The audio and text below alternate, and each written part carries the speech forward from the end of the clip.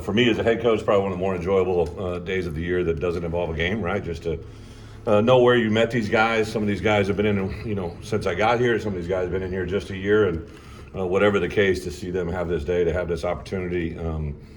Going back to my college career, right? I remember pro day and made an impression on the Seahawks to give me an opportunity to last for 6 days, but it was a good week. So I always just think that perspective of the opportunity that's here today. And we literally set up a day. I think if you talk to some of these scouts and some of these coaches that are here, we try to do the best in the country at this day. It's kind of our day that we can give back to our players to make sure it's as good as they possibly can. So excited for all these guys, and a couple more things ahead of them.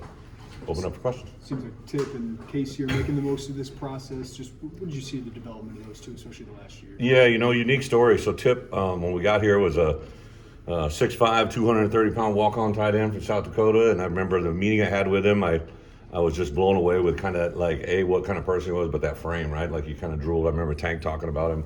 And if I remember right, he went from like 230 to like 245, like in a heartbeat. And I remember that first spring game, he kind of went out to spring game, and there was like literally a play where he didn't move. The ball was snapped and he didn't move, and I'm like, bro, what are you doing? And he's like, Coach, I've never been in that environment. I'm like, there's 8,000 people, but to think about that moment to where he is today, and I probably had more contact from teams around the league since the combine than any player in my coaching career. Because I think from a year ago, to where we are today. He, going into this past year, I really thought he'd be back for one more year. I knew there was going to be a conversation, but I thought, hey, he's probably not going to be along far enough. But about midway through the year, I was like, hey, we better maximize this guy while we got him, because I think it's going to be his last rodeo. And he's done it. Casey Washington, I always make reference, when I was the head coach of Wisconsin, Ted Thompson, who's no longer with us, always used to ask me, like, who's the guy that what you know and we don't, that you would, say might make a difference, and Casey was one of those guys. I told the group, I go, hey, if he had another year with us, if he had been with us one more year, I think this thing would be a different game, right? And I think he's doing a great job of playing himself into a very draftable status. How important is this just for the program?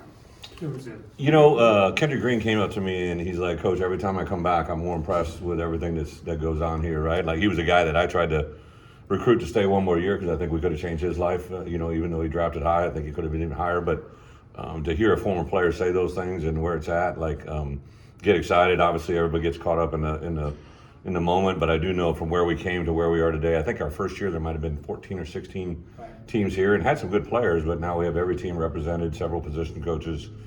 Just the amount of growth that we've had. Now, for me, it also upsets me, right? Because I know we lost a lot of really good players that. This is the last time they'll probably be on our turf, right? And that moment is great for them, but it's also a great indicator of what we got to do. Last year, you went to Kansas City, obviously. What's the plan this year? Is that still up in the air? Well, I'm not going to Kansas City because the draft's not there, right? Kind of a work in progress. Right. Johnny, Cooter, whatever the status ends up being, I think he'll be the first guy off the board for us, right? So a little bit plays off where he's at, but the one thing I realized, and I give Pat Pearson a lot of credit for this. Like he had kind of come to me last year before the draft, 3 or 4 months out, and said, hey, I think we better start planning around what we want to do on draft weekend. I'm like, what are you talking about? And I'd had a bunch of first rounders in my life, but I'd never thought about going to where they are, right? And it opened my eyes in Kansas City, to go through that moment with Spoon is something that I'll never forget. I know it's a memorable moment for him, but for me as a head coach, just to see that environment and then to go and get to be at draft day when Chase's number was called, right? And Sydney's number was called first. And, we sent some guys down to, where some of the other guys were at, Kirby the year before, and then Quan last year, right? So it's a really cool thing because I think it also shows more than ever what our program can be and what they can produce. I think Isaiah Adams, I think about my first year, I remember seeing him on film. I kind of liked him, but I'm like, hey, I don't know. And then we went during our bye week, Bart and I flew to Garden City and had a chance to see him physically and hear the coaches talk about him, and saw some individual drill tape that we really, really liked, offered him a scholarship, and obviously ended up getting him. But then after 2 weeks of spring ball, I'm like, okay, there's something special here, right? And to know we've had him for 2 years and the amount of value that's been going to be added to his name now, to know that really came since we've been here with him, that's pretty cool. I would think, I would think like with Spoon last year, it probably meant a lot to him that you were there. I mean, did you have that conversation kind of what it was for him to see you there? Yeah, obviously, that year in general was a very special moment in Spoon's life. So I can't speak for him, but for me, it was very special to see that. You realize that, young men that are put in that position literally have a 24-hour window where their life literally dramatically changes, right? And to see that in its real time, to see his mom's reaction, just a lot of value to that. And now I'm getting older, right? So I've been able to witness this and now see the back end of it, right? See guys who were drafted high. And, I remember my first ever first rounder was, my first year was Joe Thomas, right? And now to come full circle that he just got inducted in the first round ballot Hall of Fame, you kind of seen what his life has done since that moment. And it's just really cool to watch. Coach, what would you tell NFL scouts that are thinking about drafting Isaiah Williams, both as a player and the character piece also? First off, Isaiah's intangibles for what he brings away from the game, you can't get any higher. I literally told him that today, that if you truly want to check the box in every category, then that's what he is, right? And then from a player standpoint, even though maybe the combine, I think the time was a 4.64, I know he broke the 4.6 today. I just told him, I said, if you throw him a flat route and a guy that runs 4.4 at the combine is chasing him, he'll outrun him every time. That's just what I think he is. I think he's a true competitor. You throw the shoulder pads on and put the ball in play, and very few people are going to catch him. So it takes people to look past what they see on a watch and see what they see on the film. And if you do that, I think you'll get a special player. Isaiah Adams, it doesn't seem like people are too worried about the tackle tape. Yeah. What are you hearing on him and just maybe their belief still of what they saw as a guard? I think honesty is the best policy, right? Mom and Dad taught it when you're little, but we moved him to right tackle because we needed a desperate situation that we needed to solidify that right tackle position. We thought he gave us the best option. He didn't complain, argue, disrupt, especially after some games where I know it was frustrating for him. He just continued to improve, worked with Coach Miller every day, and I think he'll truly get rewarded now because it shows the ability and the value that he brings. Like I told this group today, I said literally Isaiah Adams can probably play from left tackle to right tackle. I think he's a valuable left guard, right guard, but he's done snaps every day at practice. I'm not saying he's going to be a starting center in the league, but he might be a backup on game day when you only have one center that's going to the game. For sure, if you have two and you got him at guard, you now got three deep at center in case something drastic happens. So the value of offensive linemen that can play multiple positions is huge. Bret, we asked you about the transfer additions you've made so far. You bring 7 guys in. Yeah. What do you think you got in that group?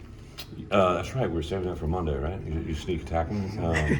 I'm going to forget some, but I know going at the end of last year, about probably by week on, I began to watch a number of players every day. The guys that said they were going in the portal or they were in the portal. There's all kinds of different terminologies, but we specifically wanted to target certain positions, see how they unfolded. I think for us, on the offense side of the ball, been very impressed with Cole Rusk. I mean, he's just been a guy that came in and ran extremely well. His body has literally changed right in front of us to see where he's at. J.C. Davis has been very impressive. A tackle that we think will pigeonhole in at that left side, but really impressive. And Melvin Priestley has been super impressive athletically, what he can do. He's another guy, probably like Isaiah, probably a guard type, but he can literally play tackle to tackle. Super high football. He's a St. Louis kid. Is very, very. He loves the game and what it is, right? Anybody else on offense? Wigginton. Kevin Wigginton. Literally, probably one of the first guys I ever saw, right? Just because we had connections to his high school. Had a rumor that he wanted to be engaged, so I had evaluated him and listed him as a top priority at the interior guard position. He could probably play left or right. He's actually done some snap at center. Super incredibly impressive family. Mom's a New Jersey Supreme Court judge. His dad's a lawyer. Just a really impressive family.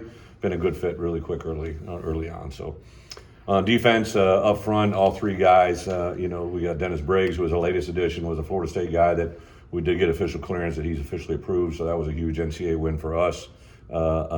Sledge has been a very impressive dude ever since he came to campus. Really like what he brings, his size, his hustle. I think some of these guys are getting introduced to what winter conditioning is all about. So I think it's for Sledge especially was like a new eye-opening experience for him. But and then Anthony is just super impressive. Great family. Dad's a self-made guy in Pittsburgh, and Dad was a hooper. Mom was a hooper, I think. And he really didn't. I think played high school football maybe a sophomore, junior year, and he's been in every. I know that our basketball team is pretty good. There's no bigger fan than Ant, right?